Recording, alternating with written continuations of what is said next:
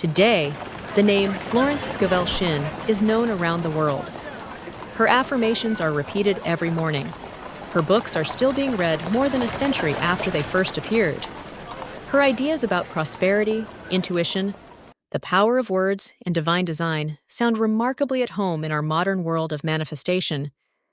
But there is something rather strange about all this. We know Florence's words, but how much do we actually know about Florence? Before the game of life and how to play it, before the metaphysical lectures, before the affirmations, there was another Florence entirely. An artist, an illustrator, a young woman entering a creative world in which women were still fighting to be taken seriously. So today, we're going back to the beginning. Florence Scovel was born on September 24, 1871 in Camden, New Jersey.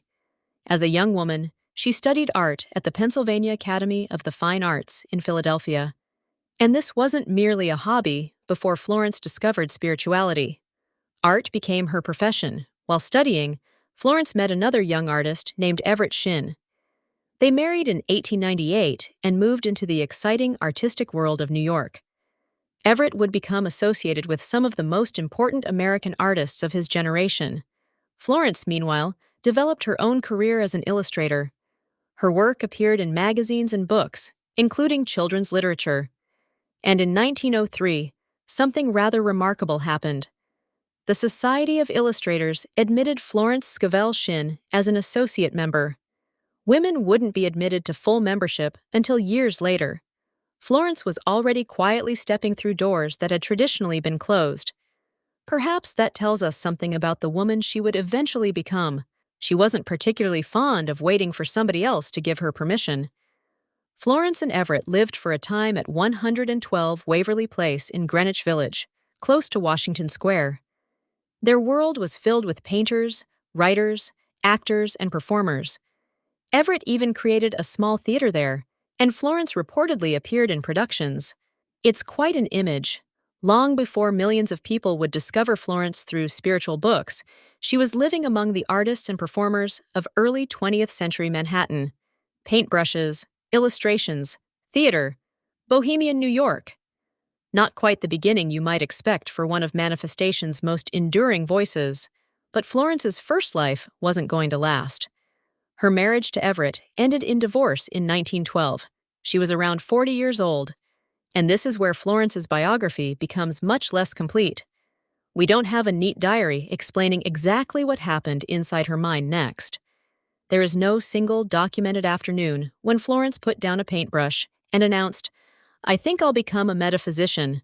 History is rarely that convenient. What we do know is that Florence eventually emerged in New York as a metaphysical teacher and lecturer, and she brought something unusual with her: her personality. Florence didn't write like a distant philosopher. She wrote as though she had pulled up a chair and was explaining the mysteries of life over a cup of tea. She used ordinary people, money troubles, relationships, jobs, unexpected opportunities, things going wrong, things mysteriously going right. And beneath those stories was an extraordinary idea. Perhaps life wasn't simply happening to us. Perhaps there were spiritual laws operating beneath the surface. Perhaps our words mattered. Perhaps expectation mattered. Perhaps intuition mattered. And perhaps life wasn't a battle at all. In 1925, Florence put those ideas into a book. She called it The Game of Life and How to Play It. She was 53 years old, and there was one rather inconvenient problem. She couldn't find a publisher, so Florence Scovel Shinn did something entirely in character. She published it herself, and that decision would completely change the story of her life. When Florence published The Game of Life and How to Play It herself in 1925, she probably couldn't have imagined that people would still be reading it a century later. It wasn't a grand academic book. That was part of its charm.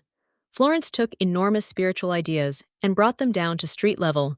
Money, work, love, fear, opportunity, the things ordinary people actually worried about. And at the center of everything was one wonderfully simple idea. Life was a game, and the game had rules. Florence believed one of the most important rules concerned the words we speak.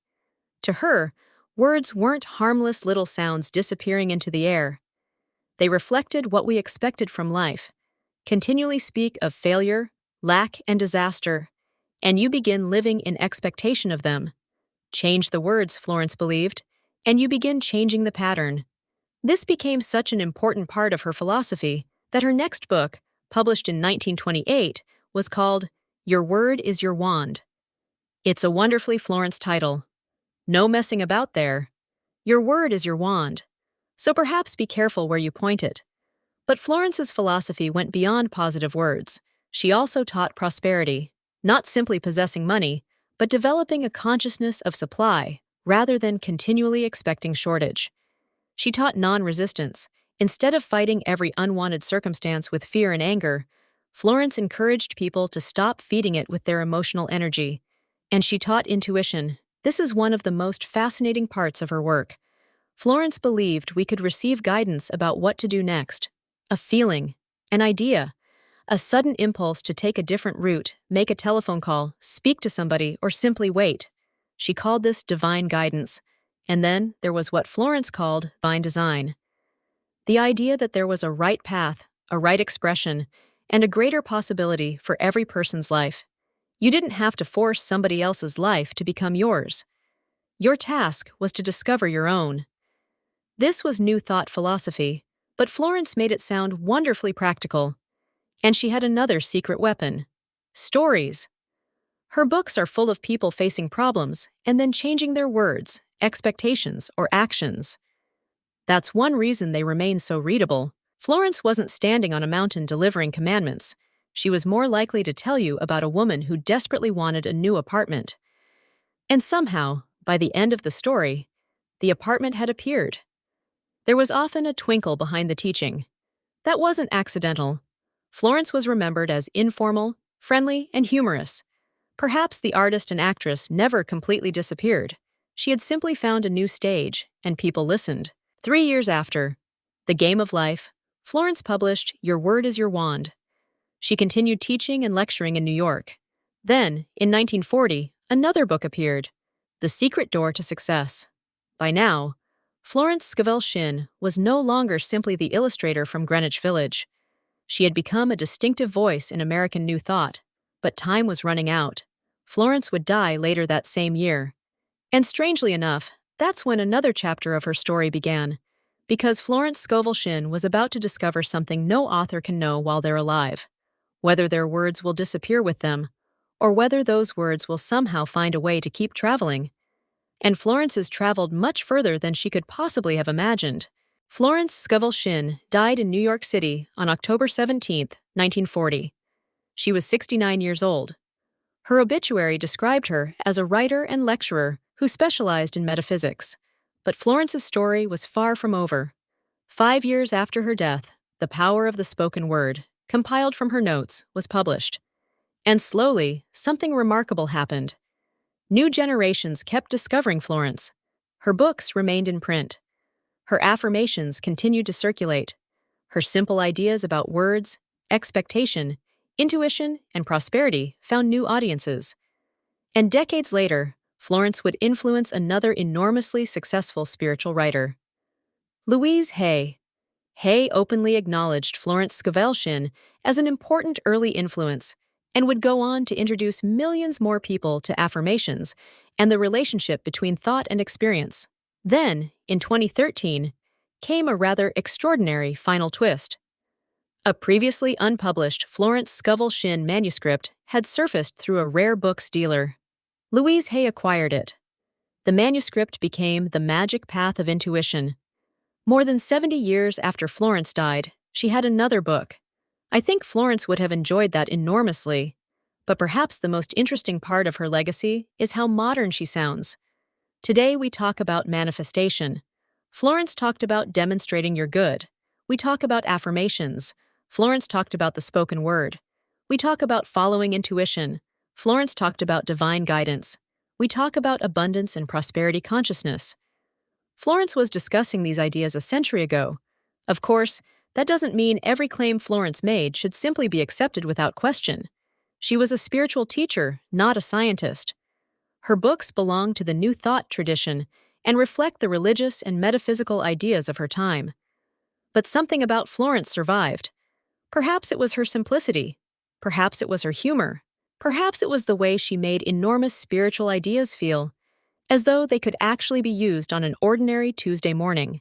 And that brings us back to our original question: who was Florence Scovel Shinn? She was an artist, an illustrator, an actress, a metaphysical teacher, a lecturer, a writer, a woman who couldn't find a publisher for her first spiritual book, so at 53 years old, she published it herself. And perhaps that tells us more about Florence than any affirmation ever could.